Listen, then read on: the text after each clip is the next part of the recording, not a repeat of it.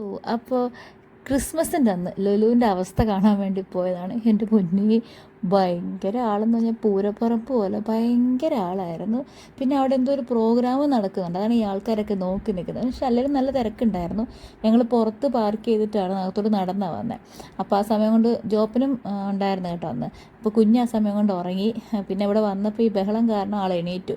പിന്നെ നൈസായിട്ട് ഞങ്ങൾ ഇതിനകത്ത് ക്യാരിയർ ബാഗിലേക്ക് കയറ്റി. ആൾ നല്ല കംഫർട്ടബിളാണ്, എനിക്കും എടുത്തുകൊണ്ട് നടക്കാൻ സുഖമാണ്. ഈ തോളത്തിട്ട് നടക്കുന്നതിനേക്കാളും കുറച്ചുകൂടി ഒരു സുഖമുണ്ട് ഇതിനകത്ത്. ആൾ കാഴ്ചയൊക്കെ കണ്ട് അവിടെ ഇരുന്നോളും.